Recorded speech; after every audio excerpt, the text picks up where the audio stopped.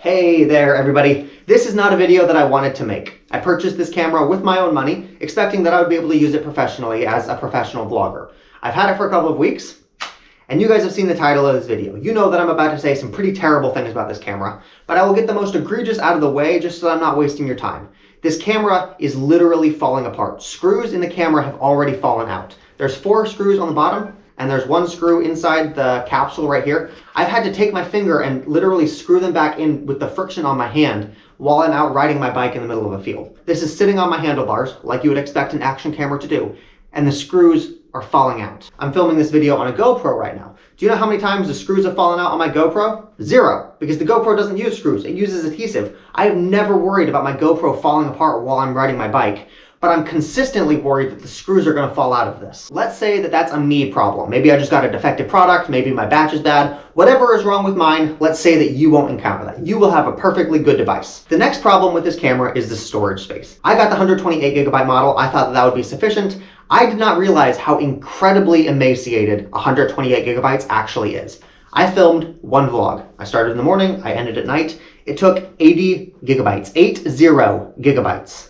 To film 1 day's worth of content. Of course, that is filming in 4K, that's filming in high bitrate, that's filming in full frame. So I got good quality video from that. But I was not even able to film 2 days with the highest end camera. Imagine if you got the lower tier one, the one with 64 gigabytes, you would have spent $400 on a camera and you could not even film a day's worth of content. That is insane. What this means is that every single day I need to stop what I'm doing, I need to get out my laptop, I need to get out the cable, I need to connect this, and I need to transfer footage from this to my laptop. If I forget to do that one day, everything stops.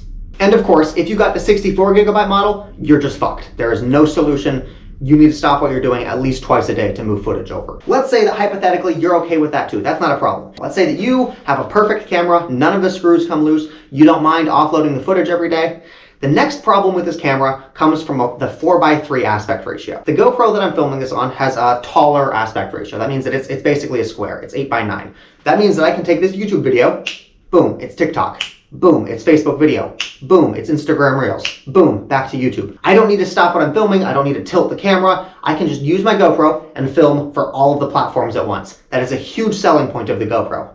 And this has a knockoff version of that. The sensor is 4:3, so it's a little bit taller than your cell phone, but it's not as tall as the GoPro. But it's actually much, much worse than that, because the GoPro does all of the processing in the body. I can set the aspect ratio that I want, push record, and then I get this nice, clean MP4 video file that looks like a square. I can crop into it how I want. I can edit it however I need to. The GoPro is fantastic. It is the golden standard. This doesn't do any of that processing in the camera. Every single clip that you want to film in that tall aspect ratio needs to be manually exported out. Rather than just talking about the problem, I'm going to show you. I'm taking this video straight out of the camera with no extra processing. This is the freeform video mode, and you can see it's got that 4:3 aspect ratio.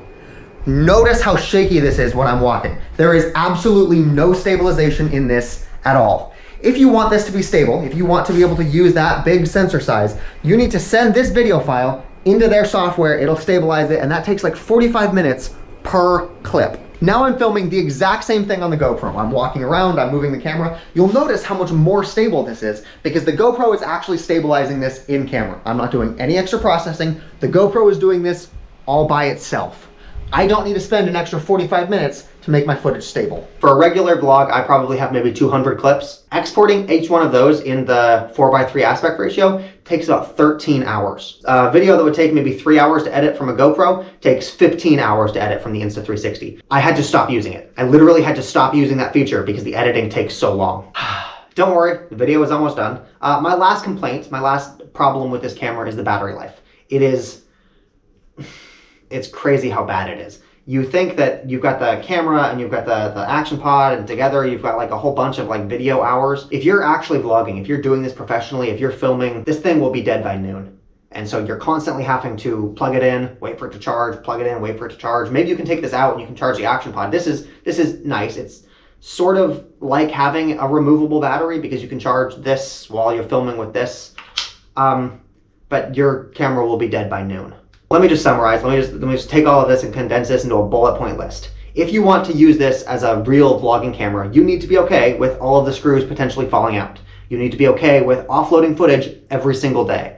You need to be okay with potentially spending 13 hours stabilizing video that's automatically done on the GoPro, and you need to charge us 3 or 4 times a day. Oh, no, wait a minute. I haven't even talked about how bad the low light performance is. Okay, this is another example where showing you is better than telling you. I've got the Insta360 right here, and I've got my cell phone, the Pixel 8 right there. I'm gonna walk into that back room. Watch this. Watch how bad the Insta360 is. Do you fucking see that? This camera is so bad. It is so bad as soon as it gets like mildly dark. Shit, I keep forgetting things that I want to talk about. But another thing that's important for a vlogger is how quickly your camera can turn on from when you push the record button to when it starts actually recording footage. And to show you the example, I'm gonna use a GoPro right here. I'm gonna push the button in 3, 2, 1. Watch how quickly this can start recording. Now, let's switch back to this and I can show you how long this actually takes. Pushing the button in 3, 2, 1.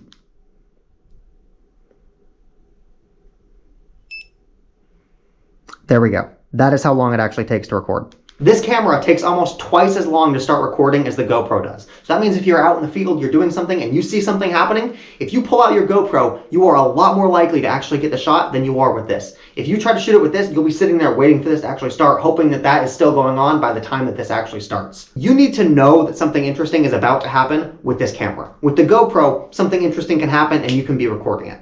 I'm not trying to tell you not to purchase the camera. This is not like a purchasing decision type of video. I just want you to be aware that a lot of the other people you see reviewing this camera, they are not professional vloggers. They spend a week with this, they do a couple shots, they maybe hook it onto their motorcycle and get some cool action footage, but they're not doing this for a living. If you are actually trying to take this camera vlogging, you need to know that there are some very serious limitations, and this is just a bad camera to do this with. I'm trying to think of some good things to say about this camera. There are the obvious things. There's the fact that you can pull this out, the fact that this is magnetic.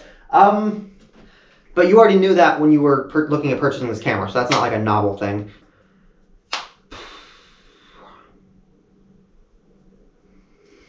This is a rough review because I had high hopes for this camera. I've seen lots of videos talking about how great it is, and it turns out the GoPro that I've been using for over a year handily outclasses this on basically every front.